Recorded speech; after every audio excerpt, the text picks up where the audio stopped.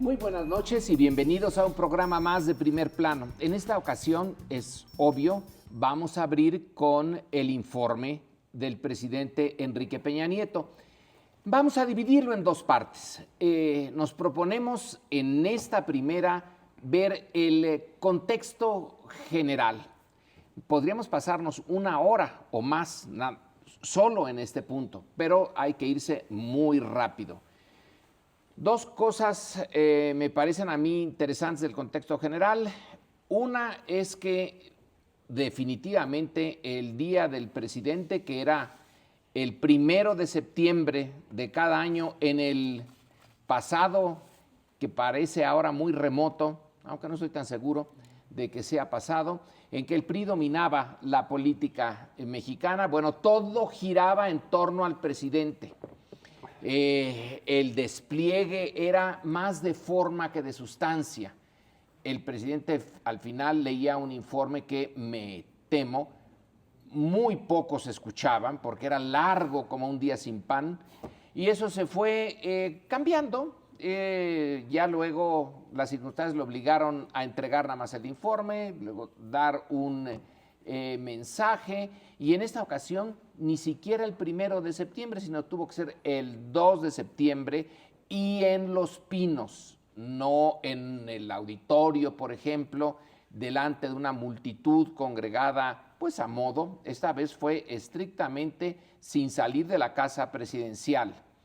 Y el entorno también implica las manifestaciones en contra, la crispación que se vivió en los alrededores de San Lázaro, y en fin, en el sistema en su conjunto hay muchas cosas que no embonan, y los maestros son ahora los maestros de la CENTE, porque los otros no aparecen como parte del problema. Así que vamos a fijarnos en el contexto. Bueno, yo lo que siento es que el ritual es muy parecido a los últimos de Calderón, es decir, términos generales. Bueno, hubo la entrega del documento, ayer estuvo el secretario de Gobernación, lo entregó en San Lázaro, y viene al día siguiente el discurso. Hay que recordar, y ahí entra el tema del contexto, Lorenzo, que el día de hoy lo emitió su mensaje político porque difirió un viaje a Turquía.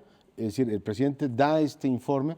Me sorprende que no haya habido más menciones al entorno global. Sé que no somos un país particularmente interesado en lo que ocurre en el mundo, pero él tuvo que diferir el viaje a Turquía, otras cosas por lo que está ocurriendo en Siria, viene la reunión del G20 y tienes un entorno global ciertamente no tranquilizador. El entorno económico, que también se deriva de este entorno global, es bastante malo. Es decir, la economía mexicana ha tenido un muy mal comportamiento en los últimos meses. Los anuncios de inversiones masivas y todo lo demás, no necesariamente, la gente no solamente no lo nota, la perspectiva de crecimiento se ha reducido y los niveles de empleo, creación de empleo, son bastante más bajos que años anteriores, en los cuales estarán de acuerdo conmigo, el crecimiento no es que fuera maravilloso, estábamos muy mal. Por tanto, tiene un entorno internacional complicado, un entorno económico muy malo y un entorno sociopolítico también muy revuelto. Efectivamente, el que haya tenido que dar el mensaje en Los Pinos indica esto. Hubo un reconocimiento hoy a Miguel Ángel Mancera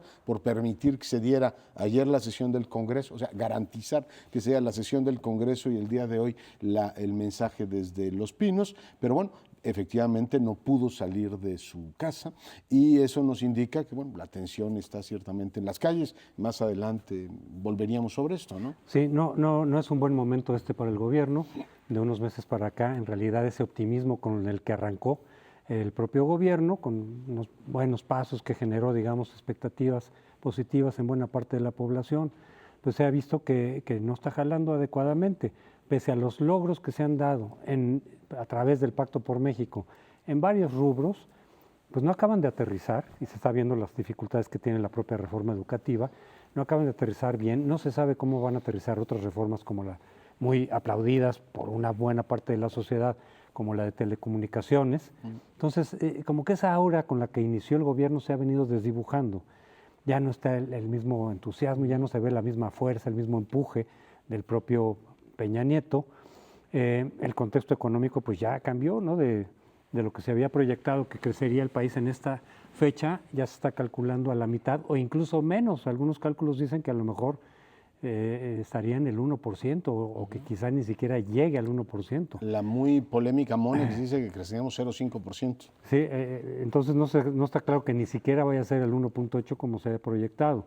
De todas maneras, el 1.8 frente al 2.5 o casi 3 que se proyectó originalmente, pues ya genera decepción, genera desencanto. Es decir, no es un ambiente positivo ahorita para el gobierno. Y eso se refleja también en el hecho de que, aunque eso sí ha sido una constante, la popularidad de Peña Nieto ha estado por debajo del que tuvo en su momento Fox, que es comprensible, porque Fox llegó verdaderamente con toda la expectativa, pero incluso Calderón, que él no llegó tampoco con bases muy sólidas, ni mucho aplauso de por medio. Fox sí, Calderón no, pero incluso Calderón estuvo mejor evaluado en su primer año de lo que lo ha estado Peña Nieto, que es un poco esas dudas que hay en buena parte de la sociedad de la que no votó por el PRI, que es más del 65%, decir, pues con el PRI no sabemos qué va a pasar, si viene la restauración autoritaria, etcétera. Por más que Peña se ha esforzado en mandar el mensaje, y el propio Pacto por México era ese mensaje de decir, no vamos a gobernar de manera impositiva ni autoritaria, sino con la oposición, recogiendo sus demandas de manera concertada. Ese fue el mensaje. Claro. ¿Qué tanto se ha logrado? No, bueno, pues ahí es discutible, pero ese fue el mensaje que de hecho reivindica el día de hoy en su mensaje. Hoy tenía que ponerlo así, unas ideas positivas de que en realidad todo va bien. Pero como nos vamos a enfocar en el entorno y en la siguiente, en la siguiente sección de nuestro primer plano, ya veremos el contenido. Una cosa del entorno que llama la atención es que en la protesta social se logró, esta vez sí, no el 1 de diciembre, hacer una distinción en la práctica entre los que estaban manifestándose en contra, que son los maestros, y que son muchos, y un grupo muy pequeño de personas jóvenes en su mayoría que actuaron violentamente. A mí me queda todavía poco claro quiénes son. Pueden ser, por un lado, en efecto, gentes que, bueno, su ideología sea anarquista o algo similar, o pueden ser grupos movidos para crear el ambiente de tensión. Golpeadores. Y luego llevar a la justificación del uso de la fuerza, como ocurrió el 1 de diciembre. En esta ocasión la policía se vio relativamente moderada y se aisló a este grupo. Esa es una parte del entorno. Otra parte del entorno es que nunca se puede tener seguridad de estar en control de las cosas. En el informe se habla y se dice que la vida internacional de México, se agradece lo de la iniciativa Mérida, que todavía sigue viva. Yo creí que ya estaba muerta. Y por otro lado, la prensa internacional nos dice que los norteamericanos estuvieron espiando a Peña Nieto como candidato y da los detalles. El gobierno de México como que no... ¿verdad? No recogió eso, como que le habló la Virgen en el momento de hacer frente a algo que los brasileños sí lo recogieron. La NSA es Nuestra Señora de la Asunción, que es la que lo espiaba. Tampoco dijo nada de un reportaje que publicó el Universal la semana pasada a propósito de aviones tripulados, no drones, tripulados, que habían estado dándole información de inteligencia al gobierno de Peña Nieto, que algunos efectivamente de las últimas capturas se habían hecho con colaboración de la inteligencia norteamericana. Tampoco se dijo si efectivamente eso se ha comprobado, lo cual habría que ver, ¿no? Porque se mantendría un programa que firmó Calderón en su momento. Ha sido muy crítico el PRI. Hay una entrevista que dio Rosario Green, por ejemplo, en el Universal ayer o antier, donde decía que Peña Nieto le ha puesto un alto a los americanos. Yo no sé, tampoco me quiero extender mucho en la relación con Estados Unidos. Va a venir Joe Biden próximamente y va a preguntar, oiga, ¿no tenemos un consejo de estos de alto nivel para discutir los grandes temas de competitividad de la región? Me parece que eso ha quedado durmiendo, ha estado como aletargado en México por los problemas del contexto nacional. nacional, y luego está todo el relanzamiento de la cuestión educativa, que también supongo que en algún momento nos van a decir qué se ha hecho en relación con los Estados Unidos, quiero decir. Pero sí, en términos generales, volviendo a lo que tú planteabas, yo creo que el gobierno del Distrito Federal nos debe una explicación desde el día 1 de diciembre. ¿Quiénes son concretamente esos grupos? La prensa, sí, los compañeros de los medios, les han dado información concluyente, fotografías, nombres, filiaciones, porque han aparecido del día 1 de diciembre. Después aparecieron en no me acuerdo qué protestas, estuvieron en la UNAM, en el CCH, ahora aparecen, los tomaron el viernes en el campamento de la CENTE y ayer vimos cómo efectivamente agredían directamente a un granadero. Yo creo que nos merecemos una explicación. Entiendo que en la época de los halcones el PRI ocultaba todo, pero ahora tenemos distintos niveles de gobierno con partidos diferentes como para que ventilen si hay golpeadores, ¿quién les paga, no? Sí, porque la duda queda ahí desde el 1 de diciembre, efectivamente, al no decirnos quiénes son. Entonces cada quien saca sus conclusiones que pueden ser totalmente contrarias. Para unos son grupos radicales, incluso algunos podrán sostener o podrán sospechar de que está directamente vinculados con la acción de los obradoristas, de López Obrador, porque esa es la posición. Yo creo que no le conviene a López Obrador, desde luego, esto ya ha insistido él en no aceptar ni avalar la violencia, pero pueden decir, son los grupos cercanos, en todo caso, no controlados por López Obrador, pero Panchos Villas, en fin, ¿no? Grupos afines. Y del otro lado se puede sospechar que son infiltrados del gobierno para precisamente legitimar después un acto de fuerza o algo por el estilo. Pues mientras no nos digan bien quiénes son, pues entonces cada quien se maneja con sus hipótesis y más que la claridad prevalece la confusión al respecto, que no sirve en absoluto para un ambiente de estabilidad y de conciliación, etcétera. Al contrario, divide muchísimo el no tener claro quiénes son los que están ahí provocando.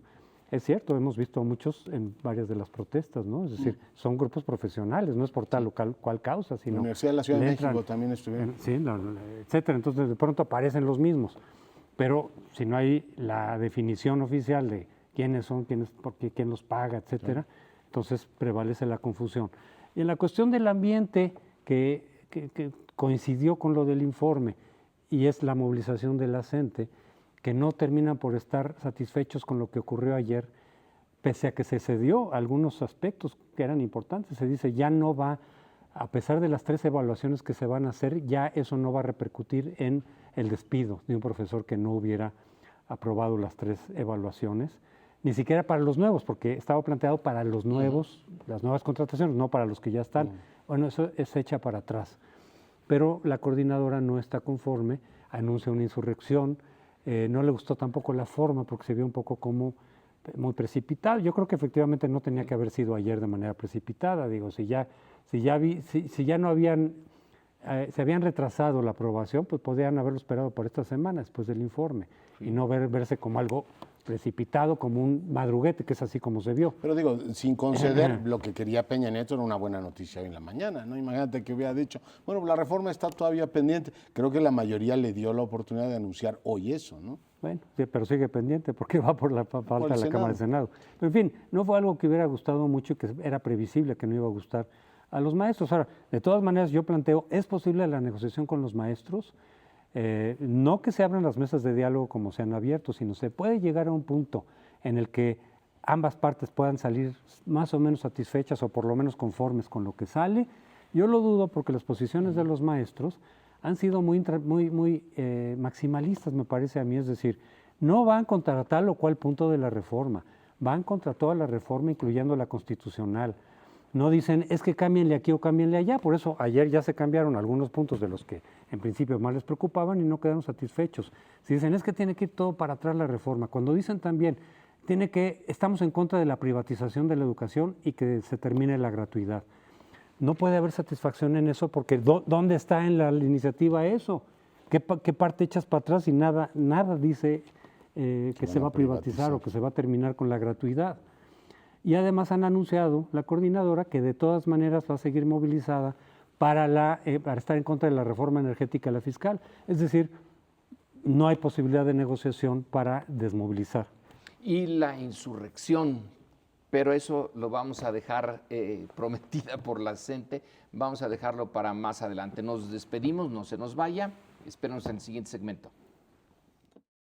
Bueno, entrémosle al mensaje, propiamente al contenido Del mensaje político, porque eso no fue tanto la presentación del informe, aunque manejó algunos datos, en fin, pero es el mensaje político que presentó Enrique Peña Nieto hoy en la mañana.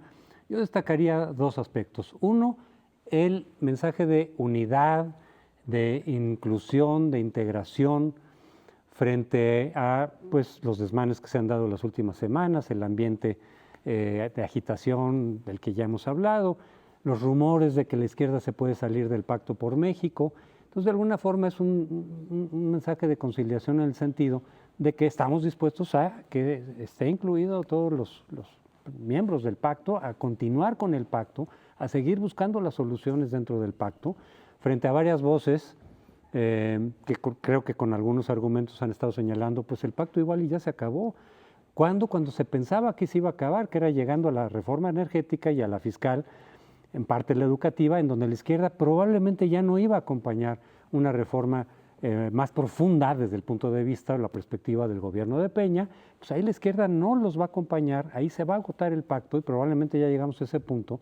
Entonces hay muchos que recomiendan al gobierno que dicen, bueno, pues síguele con el PAN está dispuesto a ir a esas reformas, pues vete con el PAN, tienen la mayoría, no necesariamente tiene que estar la izquierda presente o firmando los acuerdos, porque entonces no se va a llegar a una reforma realmente como la que el propio gobierno ha dicho que busca, sino algo pues más matizado que no sirve a los propósitos de lo que el gobierno está planteando. No voy a decir que del país o no, porque eso es muy controvertido, pero desde la perspectiva del propio gobierno. Y él parece que ratifica hoy, Peña Nieto, decir, seguimos con el pacto, sigue la izquierda arriba, vamos a buscar un punto de conciliación. Yeah. Creo que esa es la primera parte de este mensaje. Yo siento que los grandes, en fin, tres grandes elementos del discurso de hoy son: por un lado, apostar por el pacto y decir, a ver, a pesar de que en los temas fiscales, en los temas energéticos, no haya posibilidad de un acuerdo, digamos, global, van a tener que ir por las mayorías y sabe que habrá resistencias importantes. El pacto todavía puede dar. Supongo que tiene que ver con todo el capítulo político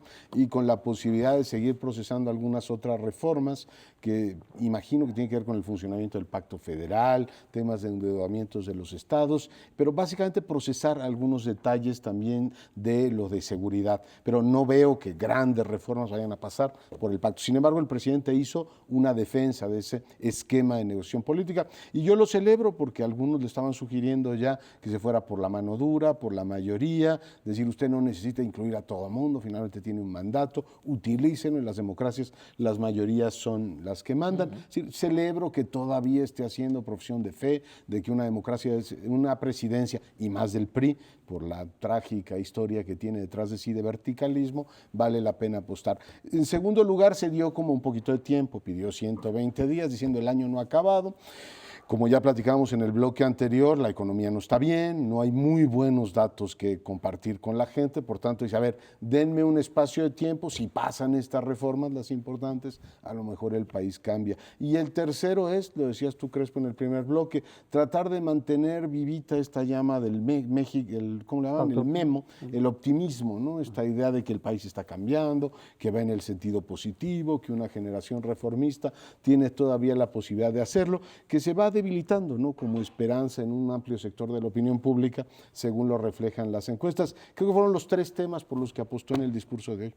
Bueno, denme un poco más de tiempo y las cosas pueden cambiar. Lo que interesa básicamente a la mayoría es la parte material, la economía que no está marchando. Es una pregunta la que hago, es una hipótesis, no digo que así sea. Da la impresión de que se está usando una mala situación, que es la caída, y vaya que se cayó las expectativas de la economía, para decirnos, pero si viene la reforma energética, si el hombre blanco y las empresas petroleras vienen y nos salvan, entonces todo volverá a florecer, la primavera será nuestra, y parece tango, y iremos todos muy felices el resto del sexenio y de muchos otros, ¿no? La duda es, la economía está cayendo y el gobierno decidió no usar a fondo su gasto público. Pareciera, no estoy yendo más lejos, que hay la intención de hacer las cosas más difíciles para que luego se lleve esto a buen camino. Hacer lo que la realidad ya nos dijo, están mal, la economía está mal, entonces como gobierno voy todavía a ser la peor para poner a la izquierda entre la espada y la pared. Miren, estamos cayendo. Probablemente no lleguemos ni al 1%, como decías tú, José Antonio. Si no llegamos al 1% y quitamos el crecimiento demográfico, entonces estamos decreciendo. Si estamos decreciendo, estamos a la orilla del precipicio. Si estamos a la orilla del precipicio, no es momento de que se pongan a decir, oigan, pero si el petróleo era nuestro y vamos a admitir a estos. Es una pregunta. ¿Estará en el gobierno en esta coyuntura? No eres el único que lo piensa. Yo he oído y leído análisis de gente y que conoce de economía y esto que dice, sí es una cuestión estratégica retener el gasto público, provocar en esa medida que el crecimiento no sea como el que se espera, que parecería irracional decir, oye, en tu primer informe resulta que estás ofreciendo resultados menores a los que se habían esperado, pero por eso plantean que puede ser una estrategia para decir, es que necesitamos las reformas estructurales, efectivamente, porque entonces sí ya vendrá el crecimiento en términos más amplios, empleo, todo, lo volvió a ratificar el día de hoy. Es decir, con esta reforma energética, vendrá el crecimiento, vendrá empleo, vendrá todo eso. Y puede ser entonces una estrategia. Yo lo que de todas maneras veo un poco como cierta contradicción es, insisto, ya lo dije, pero yo sí veo un poco contradictorio el decir, vamos por una reforma, incluso bajo esta presión de la economía, decir, necesitamos una reforma en serio a nivel energético y fiscal, porque lo contrario no vamos a crecer ni vamos a tener los empleos adecuados. Pero queremos incluir a la izquierda, que evidentemente no va a ir de acuerdo con esa reforma en los términos en que se necesitarían, de acuerdo a la propia lógica del gobierno, insisto, en su propia perspectiva, estemos o no de acuerdo con ella. Porque entonces si sale una reforma en los términos energética, por ejemplo, en los términos planteados por Cuauhtémoc Cárdenas, sin reforma constitucional, pues a partir de lo que la propia gente que está en el PRI y el PAN diría es, eso no basta, eso no va a traducirse en un crecimiento como el que necesitamos. Y si con la reforma fiscal también queda algo como la que hemos tenido, las reformas fiscales que hemos tenido, que son casi nada más de volver a parchar un poquito el asunto, y no irse a fondo, cualquiera que sea la reforma, que todavía no está clara por dónde va a ir, pero se supone que tendría que recaudar significativamente varios puntos del PIB para de veras tener un impulso y dejar a Pemex por la paz como una fuente de recursos para el Estado. Todo eso que se requeriría, pues si quieres incluir a la izquierda para lograr un consenso político y no generar las movilizaciones de protesta que ya están anunciadas, que de hecho ya iniciaron el sábado pasado, pues entonces yo no estoy seguro de que realmente esas reformas vayan a dar los resultados desde su propia perspectiva de lo que se supone que se necesita.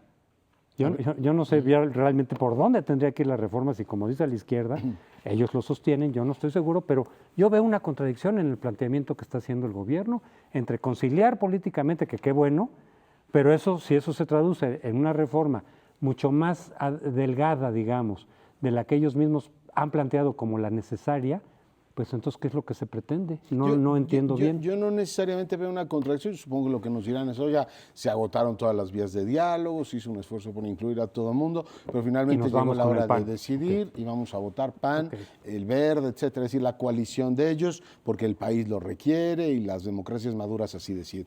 Creo que esa es la lógica y también permitirle que un sector de la izquierda pueda pensárselo y decir, a ver, ¿seguimos con estos señores del pacto o no? Me parece muy interesante cómo lo plantea Lorenzo, porque es casi un acto de funambulismo político el que estaría haciendo el gobierno. Es decir, si tú apuestas a castigar efectivamente la economía, no ejerciendo el gasto público para decir, a ver señores, está a punto de morirsenos el paciente, lo tenemos en estado cataléptico, si se te va del otro lado es funesto para el país y además existe la posibilidad muy amplia, Lorenzo, de que el margen de maniobra tal como lo han manejado ahora, es decir, de tener una economía que va a crecer, si bien nos va a poquito más de un punto, el margen de maniobra para hacer una reforma fiscal se lo han reducido de una manera notable. Es decir, ahora mismo, yo no sé cómo va a venir la reforma de la semana que entra, pero promete ser la madre de todas las discusiones, peor que la energética y peor que la educativa.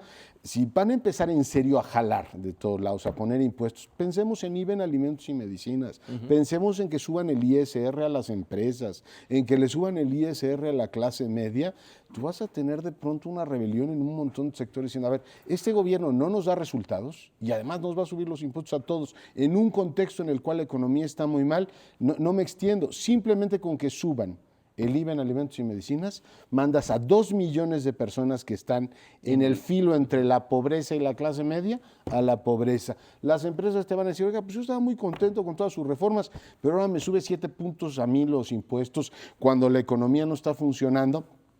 Es decir, me cuesta imaginar que hayan hecho una maniobra en la cual te bajan al paciente estado cataléptico y le dicen, oiga, ya se nos murió hace 2 meses, ¿no? Es decir, no hay manera de reactivarlo para utilizarlo como un elemento de chantaje político. Un elemento que sacó Cuauhtémoc, que creo yo deberíamos de reflexionar sobre él, es que nos están diciendo, cuando venga la reforma energética, cuando vengan estas grandes empresas a hacer lo que nosotros no podemos hacer, vamos a volver a sacar 3 millones y medio de barriles. Diarios. Y Cuauhtémoc dice, pero si esos ya los sacamos. Hubo un tiempo en que la producción petrolera de México era eso que ustedes están proponiendo ahora, y me pueden decir qué pasó con la economía. ¿Realmente está tan ligado el aumento de la producción petrolera a sacar adelante la economía? Y la respuesta a Cuauhtémoc va a ser difícil de dársela. Es muy sencilla su pregunta. Entonces, si no es eso, ¿qué está detrás de la insistencia en los contratos con las empresas que se supone van a venir a sacarnos? La mala imaginación es que hay un grupo dentro de la clase política a la cual le interesan estos contratos porque ellos se van a beneficiar, pero no necesariamente la economía en su conjunto. Claro, porque siempre está la sospecha, desde luego, de que sean muy pocos los que se beneficien de este tipo de reformas. Desafortunadamente tenemos antecedentes en donde eso ocurrió, como la propia privatización telefónica, etcétera, que más que un beneficio para el país resultó en beneficio de muy pocos. Y esta duda queda en todo el tipo de reformas que impliquen alguna forma de privatización. Pero en fin, regresamos al siguiente bloque.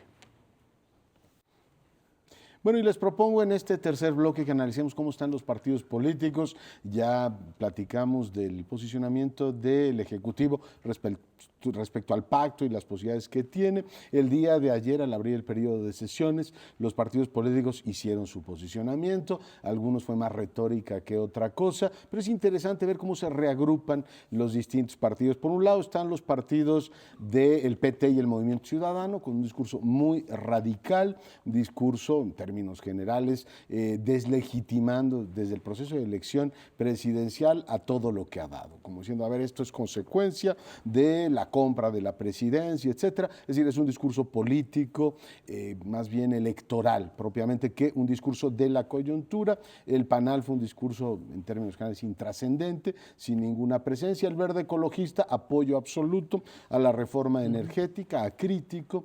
Fue interesante ver el posicionamiento del PRD y su votación el día de ayer, que creo que vale la pena que la analicemos. Por un lado, le dan a Leida Alavés, una diputada cercana al López Obrador, que votó, por cierto, en contra de la ley que aprobaron el día de ayer, la ley para el desarrollo profesional del magisterio. Ella es la que da el posicionamiento del Partido de la Revolución Democrática y deja dos ideas muy claras en el precisamente Parlamento. Una es, no vamos a aceptar el IVA en alimentos y medicinas, es decir, el debate de la semana próxima, ya les adelantan la postura, y está el tema de si quieren avanzar en algo en la reforma energética con nosotros, el tema constitucional simple y llanamente no transita. Y luego el PAN, que tuvo efectivamente, que ha sido el partido legitimador del Pacto por México, el gran, incluso han criticado mucho a Madero por su cercanía con Peña Nieto, adoptó el día de ayer el diputado Villarreal un discurso de contraste, diciendo, a ver señores, durante 12 años nos llegaron las reformas que ahora piden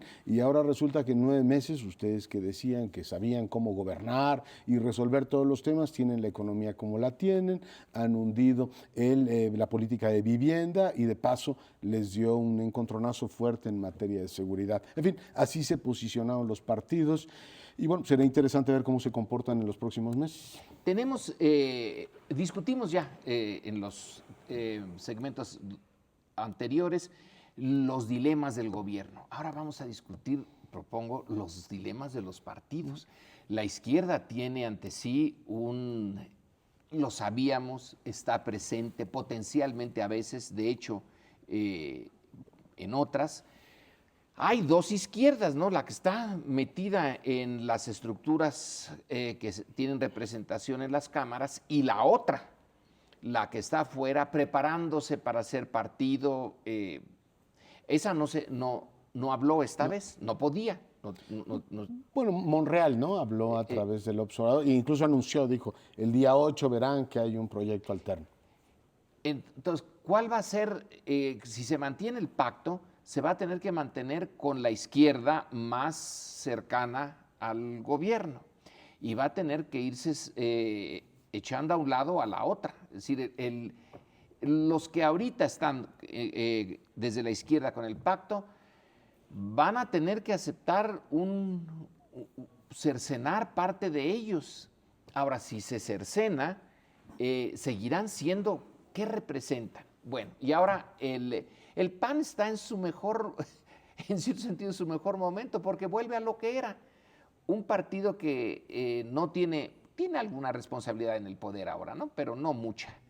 Y puede, ahora sí, hacer su viejo discurso y está diciendo, nosotros vamos con la reforma energética, pero desde que nacimos nunca nos gustó la expropiación petrolera de Cárdenas y este es nuestro momento. Vamos a darle a la empresa privada, al mercado, que haya competencia, que haya 1000 gasolineras de 1000 empresas distintas y que compitan ferozmente, etcétera, y entonces veremos un país distinto.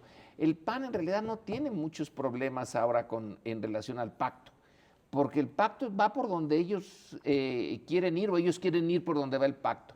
La parte difícil es para la izquierda. Yo creo, frente a lo que dices, no estoy tan seguro de que así sea. Que esté muy claro que el pacto va por donde el PAN vaya. El dilema es para el presidente y su partido. Peña Nieto había ofrecido unificar al PRI, porque en las otras reformas, mientras el PRI no tenía presidente priista, se dividió tanto en reforma fiscal como en reforma energética, al grado en que no salió la que los panistas propusieron, los presidentes panistas, ¿no? Ni la energética con Fox, perdón, la fiscal con Fox, ni la energética con Calderón. Y Peña dijo, pero yo voy a poder unificar a los priistas, cosa que ha hecho hasta ahora, sí se ha logrado, para poder tener las mayorías necesarias. Pero de pronto el dilema que se le presenta a Peña, y se reflejó de nueva cuenta, lo digo, en la mañana es, sí, pero entonces tendríamos que excluir a la izquierda. Porque yo creo que los chuchos y quienes han apoyado el pacto, en lo energético tienen claro, no a la reforma constitucional. No es solo posición de los obradoristas, es de toda la izquierda, incluida la pactista, digamos, dicen, pero reforma constitucional en materia energética, ahí sí no vamos. Y eso unifica, hasta ahorita está unificando a la izquierda en alguna medida. Y el IVA también, ¿no? Y en el IVA también tampoco vamos a pasar el IVA. O sea, en ese sentido, creo que la izquierda ya se definió. El dilema es para Peña Nieto. Acepto para que la izquierda siga en el pacto y se vea como una reforma consensual, nacional, con apoyo. Echar abajo la parte de reforma energética y fiscal que la izquierda exige, pues entonces el PAN tampoco vas a contar necesariamente con sus votos, precisamente porque el PAN ha dicho, vámonos por este lado, y entonces tienes nuestros votos. Pero si va a ser una reforma energética o fiscal deslavada, no cuenten con nuestros votos. La negociación para lograr un punto de acuerdo no está sencilla para Peña. Yo creo que va a tener que decidir si se va con la izquierda para una reforma más light, digamos, pero entonces ya sin las movilizaciones en las calles, o si se va de plano con el PAN y se acaba efectivamente el pacto, yo creo que no está muy claro la definición del gobierno. A lo mejor, como tú lo sugeriste, es una estrategia para decir, yo no voy a romper el pacto. En el momento en que la izquierda no me quiera acompañar en la reforma energética y fiscal, en los términos en que hemos planteado, pero fueron ellos los que se salieron, a lo mejor eso es. Por ahí puede ir. A ver, es interesante ver cómo entre los distintos temas las fuerzas políticas tienen divisiones. El PRD ayer se dividió en la votación en la reforma educativa. Es interesante ver cómo votaron la constitucional en bloque, la educativa, pero ya en el momento de entrar a este detalle de la ley profesional, un sector dijo no. Y yo sigo viendo una gran incoherencia entre los que votaron no. Por un lado se dice, oiga, es muy malo este modelo de que el sindicato controle la política educativa. Vamos, el síndrome del yerno del Bester Gordillo controlando la política educativa en el sexenio anterior, o el sindicato de Pemex dictando normas y haciendo lo que le da la gana en Petróleos Mexicanos. Si eso les parece mal, pues no es muy fácil mantener el modelo que hay, por ejemplo, en Oaxaca con la CENTE, donde ellos no solamente controlan la política educativa, controlan la Secretaría de Educación, que no es secretaría, es una dependencia, pero tienen un control del presupuesto, son una dependencia del Estado. Por tanto, bueno, tu posición es, yo estoy en contra de eso o estoy a favor doctrinariamente, se dividieron. En el caso del PAN hay todavía algunas cuestiones como de egos, ¿no? Sí ha habido, especialmente entre los senadores, molestias por el tema del pacto. Y yo estoy seguro que conforme empiece a haber rendimientos decrecientes de las reformas, mucha gente empieza a decir, oiga, pues ya hubo la reforma laboral y yo no veo que haya más trabajos, yo no veo que la reforma financiera, que está todavía por aprobar, baje las tasas de interés y todo lo demás. El PAN se va a ir yendo a la posición más cómoda, la que tomó Villarreal, diciendo, a ver, el responsable del gobierno es usted, ¿por qué no hay resultados? Y por el lado del PRI, pues sí lo unificó el presidente Peña Nieto. El tema es cuando empieza a repartir mal las noticias y diga, oiga, pues no solamente es que el país avance y reformas, ahora les tengo que cobrar más impuestos a todos ustedes, si va a mantener ese mismo nivel de consenso. No lo sé, pero eso es lo de la semana próxima. Pero entonces ustedes dos están, tú, Crespo, estás más seguro de que la izquierda no va a votar ni los chuchos siquiera. Tú también van a decir... ¿La energética? Sí, la energética. No a lo constitucional. Pero, ¿cómo en esta sí hay una división? Tú lo subrayas, 2 veces ya lo has subrayado, se dividió el PRD, unos votaron en contra, otros en favor. ¿Por qué, díganme, no puede ser que esto ocurra con una división, aunque sean minoritarios los que apoyen la reforma energética y la reforma fiscal? Con eso Peña podrá decir, bueno, la izquierda sensata, la civilizada, la que todo mundo aplaude desde la derecha, va a Déjame quedarse intentar conmigo. una respuesta. Yo creo que en varios temas hay posiciones diversas dentro de la propia izquierda, en muchos temas. En lo educativo, Bueno, en pues eso materia es casi electoral, que es casi la norma. La norma. Sin embargo, en lo energético y en la cuestión del IVA, ya son como anatemas dentro de la izquierda. Ya es una definición del ser de izquierda, por lo menos en México, no hablo del resto del mundo, No. pero en México decir, vas a aceptar una reforma constitucional en materia energética, pues ya no eres de izquierda. Es decir, se te viene completamente el propio partido y todos los grupos de izquierda en contra del que haga eso dentro de la izquierda, incluyendo a los más moderados o colaboracionistas, llámales como quieras. Una parte de la definición que no puedes tú pasar es apoyo a la reforma constitucional en materia energética, ni tampoco al IVA, medicinas y alimentos, cosa que no ocurre con el resto de la izquierda en el mundo, en donde muchos gobiernos de izquierda han apoyado el IVA del 20%, pero aquí, en México, lo del IVA es absolutamente intocable. No puedes aprobar el IVA ni puedes aprobar una reforma constitucional en materia energética. Y por eso sí creo que ahí va a haber más bien la unidad. Yo agrego lo mismo. Yo creo que esos dos temas son destructivos para los chuchos. Su base de reproducción posible se minaría en los otros. Pueden jugar efectivamente una posición mucho más versátil, flexible, para algunos jabonosa, depende del adjetivo que uno quiera usar, pero en esos dos concretamente no hay posibilidad de que den marcha atrás. O sea, el coste sería enorme para ellos. Sí, bueno, yo lo pondría en 3 signos de interrogación. Y claro, en otras partes la izquierda sí puede apoyar un IVA grande porque hay una estructura en general menos injusta que aquí. Aquí no es nada más porque digan, oigan, no se me da la gana apoyar el IVA. Es que es una brutalidad la Bueno, injusticia. Brasil, no sé si es muy justo Brasil, y ahí hay un IVA del 19%. La izquierda europea defiende eso, pero sí creo que tiene que ver con lo que dice Lorenzo, ¿no? Es decir, ahora le pegaría una buena parte del sector Pero más yo dejo la desprotegido. reserva de Brasil, ¿eh? Brasil no es más justo que México. Pero ahí Tampoco es más injusto. Chile Bueno, puede ahí se ser va, más ahí se injusto. va. Bueno, pero tenemos una pausa, regresamos en un instante, vamos a platicar de Siria en el siguiente bloque. Bueno, y en Siria, ¿por quién doblan las campanas? Porque deben de estar doblando todos los días y muchas veces. 100,000 muertos, posiblemente, y en un solo ataque con gas sarín, 1,400 muertos. Y esto no se ve cómo va a acabar. Ahorita, el punto desafortunadamente interesante es la capacidad del régimen de mantenerse. Tiene en su contra a los Estados Unidos y no creo que eso sea ya suficiente para acabar con él, porque tiene de su lado al que fue el gran poder, ya no lo es, pero suficiente para mantenerlo al régimen sirio, en donde está Rusia y también desde lejos China. Y a nosotros sí que nos interesa esto, no porque tengamos ningún interés material en el caso sirio, sino porque es desgarrador ver a un país que se parece al nuestro en la medida en que somos países marginales frente a en el gran concierto donde las grandes potencias son las que toman las decisiones.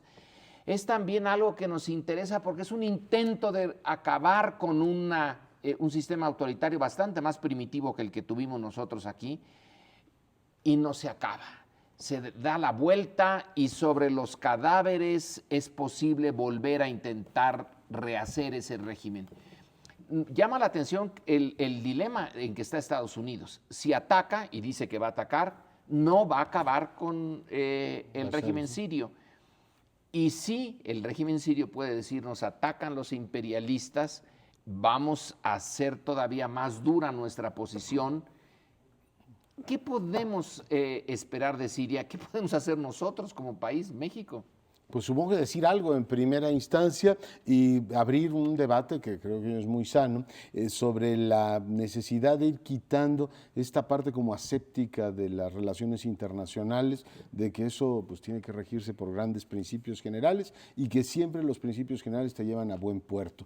¿A qué me refiero con esto? Mucha gente dice, no nos debemos meter en los asuntos de otros países. Lo digo básicamente por las potencias occidentales. Y uno se pregunta por el otro lado, y creo que la pregunta es válida. Entonces debemos presenciar que un señor se cepilla a 100,000 personas, use armas químicas y quedarnos cruzados, el famoso síndrome Múnich de potencias viendo a Hitler avanzar, decir usted cállese, de todas maneras no es asunto de usted y cada país resolverá los temas como quiera. Vuelves a confrontar este gran dilema entre la necesidad o la responsabilidad moral de proteger a alguien y por el otro lado pues la necesidad de tener una legalidad internacional. Vuelven a discutirse los asuntos de los Balcanes, de Ruanda, diciendo, a ver, debemos contemplar así paraditos todos, diciendo que no nos metemos en los asuntos de los otros como un régimen efectivamente masacra a su propia población o no. Obama no lo tiene fácil. He oído, creo que es injusta la crítica, de por qué un señor que recibió el Premio Nobel de la Paz ahora se ve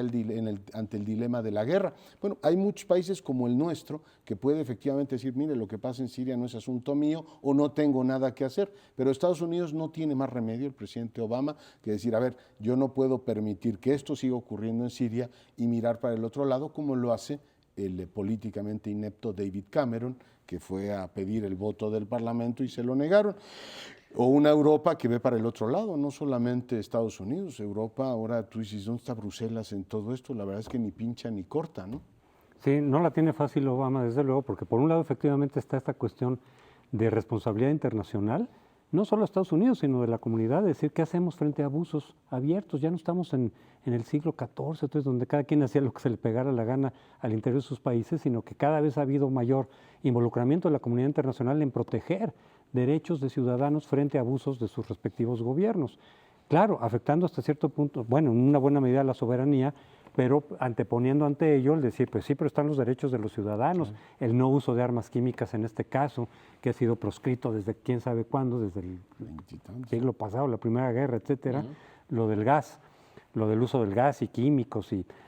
Sin embargo, la tiene difícil por el antecedente totalmente desafortunado de Irak, que era totalmente fuera de lugar la locura que hizo Bush, que logró los apoyos necesarios para intervenir en Irak, aludiendo a las armas de destrucción masiva que no existieron, que no había razón para invadir Irak con todos los desastres económicos, humanos, de costos de todos tipos en Irak. Y por eso precisamente en Inglaterra dijeron, oiga, no, pues ya pasamos por esta y no nos fue bien, salimos mal parados desde todo punto de vista, ¿cómo que vamos a repetir lo mismo? Cuando además falta por ver si hay las pruebas de vinculación del régimen sirio con el uso del gas. Se supone que no está todavía claro. Si las tuviera las pruebas, entonces a lo mejor habría un poco más de posibilidad, pero Inglaterra ya dijo, por lo pronto no, y Europa tampoco. Y iría solo Obama. Con Francia. Con Francia. Es muy poco el apoyo. Y dentro de Estados Unidos tampoco está claro en dónde están los apoyos. Cuando sí tuvo el apoyo Bush para atacar Irak, ahorita tampoco está tan claro. Tendría la posibilidad de hacer ataques, hasta donde entiendo, por 2 meses, o de tener una intervención militar por 2 meses, Obama, sin el apoyo del Congreso, en caso de que no se lo diera. Pero de todas maneras eso lo pone en una situación muy delicada, políticamente dentro de Estados Unidos y frente a la comunidad internacional. Ya ahorita quedó claro que no va a irse, aunque tenga 2 meses, ya dijo no, tengo que ir con el Congreso. Con el Congreso. Aquí hay, bueno, ese es uno de los temas imposibles de resolver en materia internacional. Tienes razón, Leonardo, cuando dices el resto del mundo se va a quedar tranquilo. Alguien puede decir, bueno, ¿y por qué se molestan tanto si matan con gas y no si matan con bombas? Al final los matan y a los niños, dicen, mató el gas a 400 y tantos niños. Bueno, también las bombas anteriores han matado un montón de niños. Nadie está en el mundo internacional en capacidad de lanzar la primera piedra. Todos, Estados Unidos tiene una historia de imperio y de locuras y de falsedades, de usar un discurso moral para lograr cosas que no son particularmente morales. Estamos metidos en un endemoniado enredo en que se tienen que usar temas éticos y a la vez no hay un solo país que sea realmente capaz de decir, yo con mi historial y mi capacidad de acción puedo ser el líder en esto. Porque, bueno, podrían ser los países escandinavos, pero esos no se meten en eso ni de broma. Ahí también hay una responsabilidad moral. Ellos que son la limpieza misma, dentro de lo que cabe, no se quieren meter en esto. Y el único que se tiene y se va a meter es Estados Unidos y tiene un historial que, válgame el Señor, no tiene nada de constructiva su posición moral. Sí, en la cuenta de banco de la Autoridad Moral de Estados Unidos ha perdido un montón de ceros. La última fue este escándalo del espionaje, que ya aludías tú al inicio del programa, que también nos pegó a nosotros. El tema es que, bueno, lo de Siria no tiene solución. Dentro de algunos meses o años vendrá, igual que tenemos los recuentos de lo que ocurrió en los Balcanes y de lo que ocurrió en Ruanda, cuando te digan, oiga, pues mataron a 2 millones en Ruanda, no me acuerdo cuántos son en los Balcanes, y es ¿por qué las potencias occidentales en su profunda hipocresía y legalismo no entraron y defendieron a la población civil? Pues por esto, porque hay también una presión política importante y supongo que es normal para que eso ocurra. Segundo, están los realistas que te dicen, bueno, de todas maneras, aunque golpee, que no creo que sea una intervención militar, va a ser un golpeteo, digamos, selectivo, no va a cambiar usted la correlación de fuerzas al interior de Siria, y si la cambia, puede ser que sea para peor, que es el argumento de Rusia. Dice, a ver, quitaron a Gaddafi, muy bien, el tipo era un sátrapa, todo lo que quieran, vean en lo que cayeron. Y bueno, el tema viene desde Argelia en los 90, que es, bueno, tú cambias una situación política, Irak es el mejor ejemplo, puedes decapitar, juzgar, hacer todo lo que quieras con Saddam Hussein, tú el orden político no lo generas automáticamente, por eso entonces mejor no se meta. De todas maneras es una aporía, porque te lleva a la inacción, de tal manera que por eso digo que cuando está analizado bajo principios esto, pues sí llegas a una situación como de punto muerto, el cual Obama no tiene más remedio, creo yo, que actuar. Sí, son los principios morales por un lado, y no tendría que ser Estados Unidos efectivamente el que hiciera estas, sino en todo caso la comunidad internacional, Sí, los grandes organismos internacionales, que desde luego se cuestiona qué tanto están dirigidos por un país o por un bloque de países, pero no tendrían que ser acciones unilaterales del policía del mundo o de quien se erige policía del mundo porque tiene la potencia militar para ello, porque no tiene la autoridad moral ni para este tipo de acciones ni para definir qué sí y qué no. Porque lo que ellos hacen, los que hicieron con Irak, desde luego fue un desastre humanitario. El tema es quién lo hace. ¿No? ¿Quién lo hace?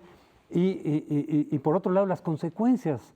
No solamente que vaya a ser inútil la intervención, sino complicas con Rusia, pero también con Irán, que ya dijo, señores, no se metan con nuestro aliado en Siria porque las cosas se pueden complicar. Entonces puedes generar una situación en la región mucho más difícil de manejar de lo que ha estado ya con la propia guerra dentro de Siria.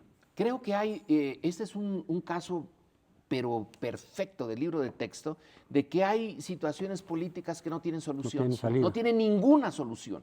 Lo único que se puede hacer es irlas administrando. Lo que va a hacer Estados Unidos es lanzar sus cohetes, pegará en algunos puntos interesantes desde la perspectiva militar, no va a acabar con el régimen sirio y lo que va a poder decir es, bueno, los castigué, es simbólico. A algunos se los van a llevar entre las patas al otro mundo por el castigo simbólico, pero aquí estamos administrando lo imposible de resolver y nos vamos hasta la semana entrante.